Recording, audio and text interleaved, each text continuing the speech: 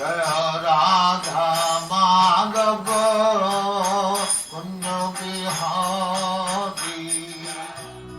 Krishna! Welcome back to the series of Sri Narasimha Chaturdashi. In today's video, we are going to discuss about Ahobilam Narasimha, who is the second of the Nava Narasimhas, the 9 Narasimhas of Ahobila Kshetra. We have heard in the previous video of Jwala Narasimha that the Lord is specially related with Garuda.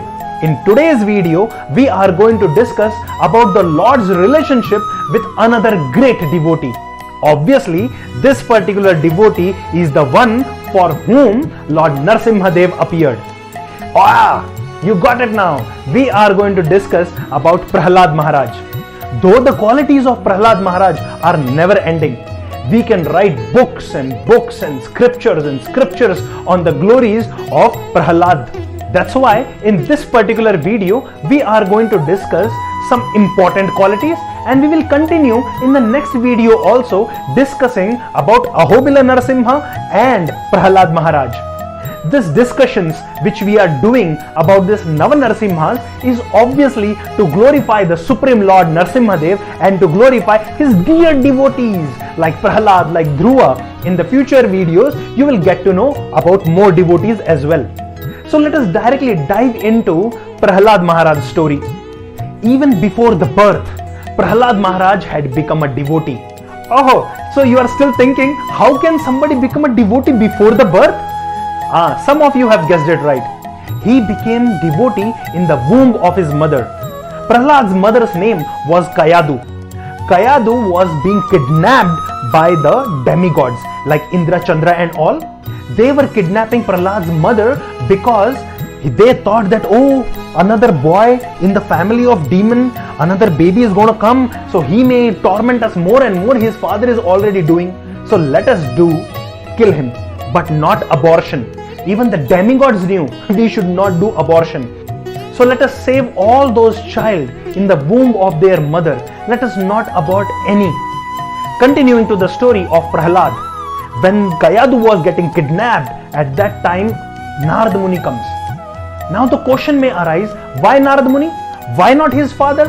Why not Hiranyakashipu? Where was he? Hiranyakashipu had gone to perform tapasya. Yes, that tapasya in which he asks for the boons, that I will not die inside, outside, day, night, water, air, all those things. For that tapasya, Hiranyakashipu had gone. And over here, Kayadu was getting kidnapped. So Narada Muni comes and he says, don't kidnap her. So why? Demon is going to come out, a Rakshasa is going to come out, another big Asura, so much trouble already in the creation, more will happen. Narada Muni says he is going to become a very great and sincere devotee of Lord. So don't do it.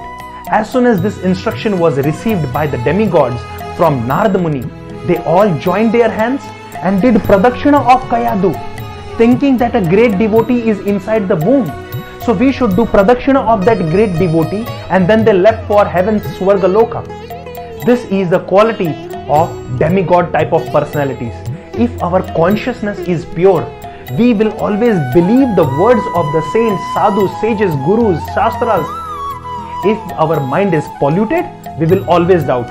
Keep questioning and keep questioning. Like Krishna says in Bhagavad Gita, those who are mudhas will keep questioning him. Now when Kayadu was saved by Narada Muni, Narada took her to his own hermitage in his ashram, and over there Narada started preaching about Srimad Bhagavatam, glorifying the Lord and his qualities, his different pastimes, his different avatars and amazing philosophy of Vaishnavism. All this was heard by Kayadu and Prahlad in the womb. Later on, when Hiranyakashipu came back from tapasya, Kayadu was taken to the palace of Hiranyakashipu, and then baby boy Prahlad took birth. From very birth, he was very devoted mind. His father has put him into a Gurukul school. This Gurukul's teacher were Shanda and Amarka. Try to remember these names if you can. If you don't, it is fine. At least remember Narasimha and Prahlad. Okay? So, Shanda and Amarka were teaching Prahlad all nonsense activities. How to kill somebody, how to murder somebody, how to destroy somebody, how to destroy the emperor of somebody, how to rob, how to stop yajnas, not worship and destroy the temples. All this nonsense was fed in the mind of Prahlad. But Prahlad, he followed his guru, the original one, Narada Muni, and he always kept the Lord in his heart. One fine day, Hiranyakashipu asks, "Dear boy, what have you learnt in the school?" He says, "My dear father, I have learned that worshipping Lord Vishnu is the supermost." Amazing shloka he says. He says, "Shravanam kirtanam Vishnu, smaranam pad sevanam, archanam vandanam dasyam, sakhyam atma nivedanam." These are the 9 processes. Amazing, no? 9 Narasimhas and 9 process. But 9 process of what? These 9 processes are of performing devotional service. That means we should hear the glories of the Lord, Shravanam. We should kirtan, we should sing the glories of the Lord. We should remember the Lord. We should worship His lotus feet like Lakshmi Devi is doing. We should do archan like Prathu Maharaj did. We should do vandanam, glorify the Lord like Akrura did. We should surrender like a servant like Hanumanji. We should be a great friend like Arjuna, and we should do completely surrender Atmanivedan. Everything should be offered to the Lord like Bali Maharaj. So these are the 9 processes of devotional service. When Hiranyakashipu heard this, he said, "Why did you use the word Vishnu? He should have told Shravanam Kirtanam, not Vishnu. Shravanam Kirtanam Hiranyakashipu Smaranam Pada Sevanam." Then he would have been happy. But Prahlad said we should do this to Lord Vishnu. He became angry. He started scolding and shouting and screaming. He said, no, take proper education. He called the teachers, told them that, "Oh, make sure my son listens very carefully to your teachings. Maybe somebody from outside is influencing his mind." You know, we have so much in social media that is influencing and creating darkness and tension in corrupting our mind. Prahlad Maharaj was taken in the school. Again, a lot of nonsense was fed. But Prahlad in his heart kept praying to the Lord. Again, he comes in front of his father. This time, again, Hiranyakashipu asks, "What have you learned?" And Prahlad Maharaj again starts glorifying Lord Vishnu. He says, "My dear father, this life which you are leading." He did not say, "My dear father." Prahlad Maharaj says, "Asura Rajvarya, O king of the Asuras." Imagine somebody says, "You are the king of the demons." How the person will feel? But Hiranyakashipu felt happy. My son is going on the proper line. I am the king of the demons.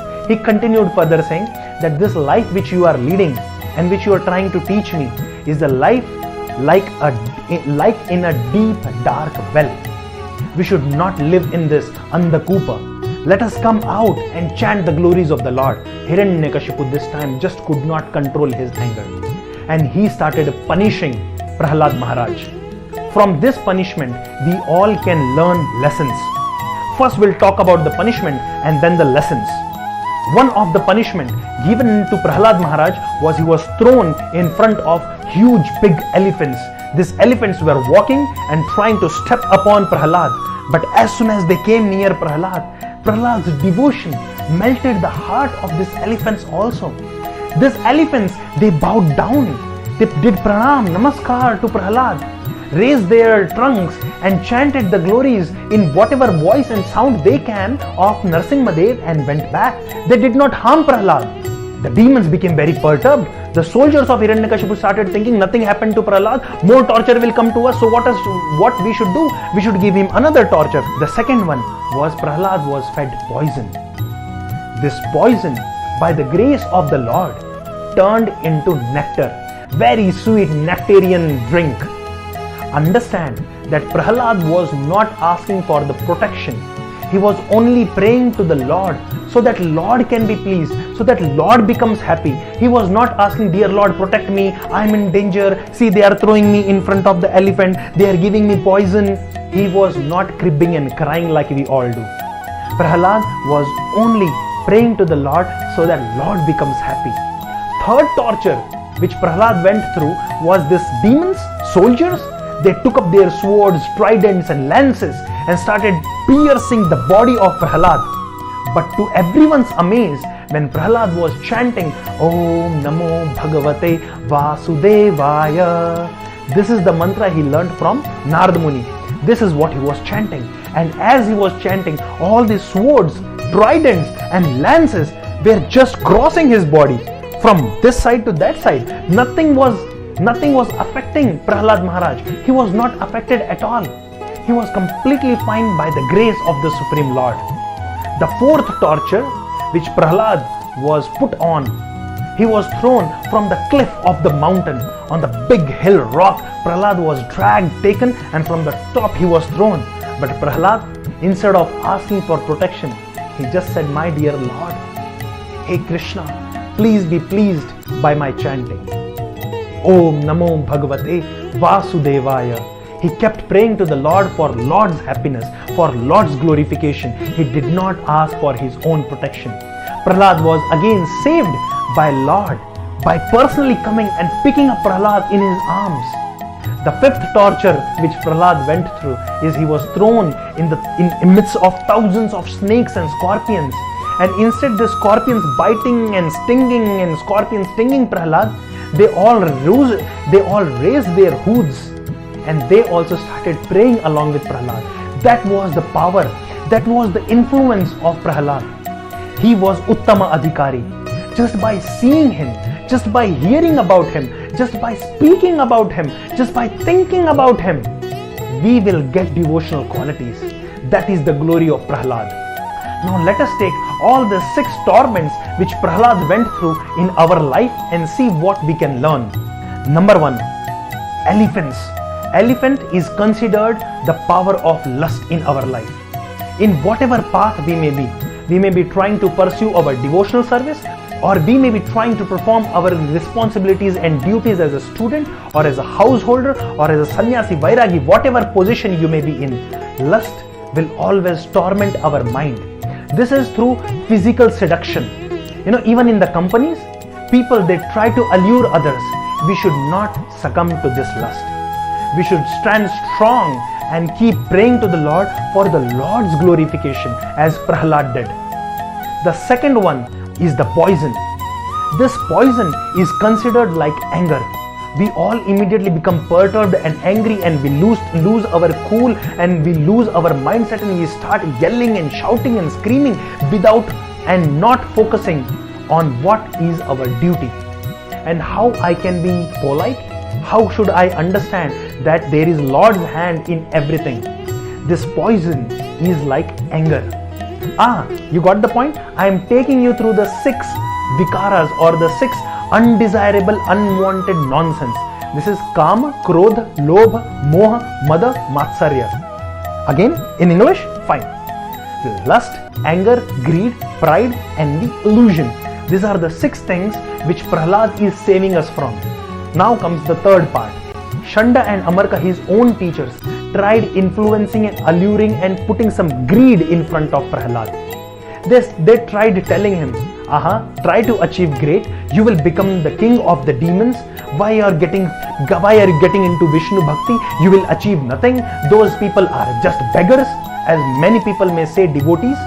A famous saying comes to my mind when I think that Shanda Amarka, being teacher of Prahlad, trying to allure Prahlad, that saying is, हमें तो अपनों ने लूटा, गैरों में कहाँ दम था, मेरी किश्ती डूबी वहाँ जहाँ पानी ही कम था. Meaning that my own people, they robbed me away, and my boat sank at the place where there was very little water. Similarly, you cannot think that you can be misguided and put into greed by the very near and dear people.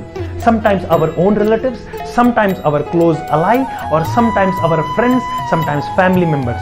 We should not get allured to this greed. You will achieve this, short-term gain. Nowadays this Ponzi schemes have started. Don't get allured to this nonsense. Stick on the path of dharma. There is no shortcut in life. Yes, you can do a task in less time, but there is nothing called as shortcut in earning, shortcut in performing responsibilities. The fourth difficulty from which we can learn is Prahlad was pierced through the swords, tridents and lances. This is illusion in our life. Fear. People will try to create a lot of fear in our life. Don't become devotee. Don't go to that path. If you are not smoking, drinking or boozing along with us, then we will reject you. We will throw you away. and the song will be played in the background. 4 bottle vodka, kaam mere roz ka, drinking and enjoying the life is the only thing. Songs are coming like this. Anyways, we should not get fear that we will lose our association, our family or friends. This fear is FEAR, stands for false evidence appearing real. All this is false. They are just scaring us, and we should not fall into this pit. We should protect ourselves, remain strong, perform our duties in the path of devotional service. The 5th thing which Prahlad went through is he was thrown from the mountain cliff. Now you can understand what comes before the fall. The pride comes before the fall. Yes, we should not get into false pride. We should understand the reality, not get into self-praising and oh, I am great, oh, I am best and nothing will happen to me. Neither allow others to show their arrogance or pride to us. At that time, what we can say? We are very humble. And another song may run as अपनी तो जैसे तैसे, थोड़ी ऐसे या वैसे cut जाएगी, लेकिन आप तो हो in so much arrogance you are there. What will happen to you, Janabe Ali? So this is what we should learn from Prahlad Maharaj. Pride comes before fall. We should not fall with false pride. The 6th thing which we learn from Prahlad, he was thrown in the midst of snakes and scorpions. We every day, almost every day, we encounter such snakes or scorpions in our life. These are those envious people. Without giving a little torture to them, without even saying or speaking to them, they are ready to pull you down. Yeah, most of you are able to relate with this. You are growing in your education, or you are growing in your business, or you are growing in your job. There are always these people who will try to pull you down. Create your aura and influence so much that anybody touches you, only positivity comes out. Srila Prabhupada and Prahlad Maharaj were such people. Anybody who touches them, speaks to them, hears from them, only positivity, enthusiasm, devotional service comes out.